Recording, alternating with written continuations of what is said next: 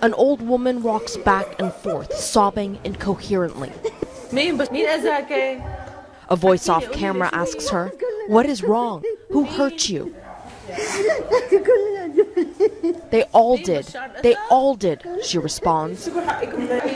She is unable to explain what happened to her or how she ended up here.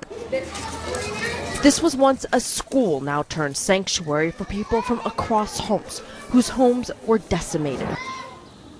And one only has to look at these images from one of the neighborhoods to understand what forced them to flee. Families literally torn apart as artillery rained down.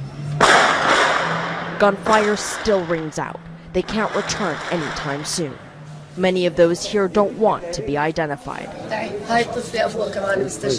These siblings' father was killed, a woman who prefers to stay off camera explains. They were taken by pro-Assad thugs. They ended up in a house in an Alawite neighborhood where they had their hair oddly dyed and cut. No one knows why. They appeared on a pro-government TV station as lost children. Someone collected them and brought them here. Their mother's fate, unknown. The children don't react at all to the sound of gunfire. One shows where he was wounded in the arm. Little Lu'ai had gone out with his brother to get bread. His brother was shot in the head. Lu'ai was shot in the leg as he ran to his brother's side. The boy's father rushed out.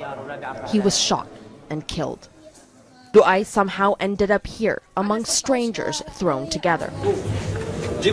All they have to eat 3 times a day is cracked wheat with lentils and watered down yogurt.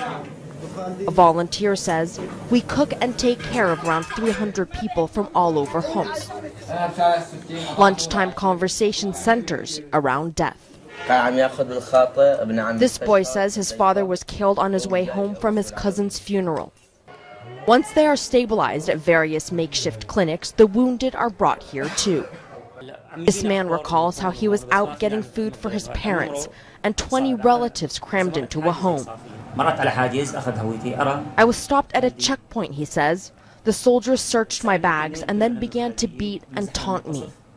They told me to leave, but I refused. Not without the food.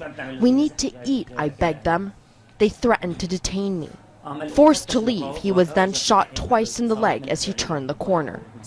Another man says he was watering plants on his roof when suddenly the shelling started. Neighborhood youth were able to get him to a secret clinic, and then he was brought here. "My house was destroyed," he says, "and I lost both my legs. I don't know where my kids, my family is. Are they dead or alive? I don't know." He implores the UN for help. "We need security for us and for our children who are still alive." His voice cracks as he continues. "Those who are dead are gone, but what about those who are alive?" Arwa Damon, CNN, Beirut.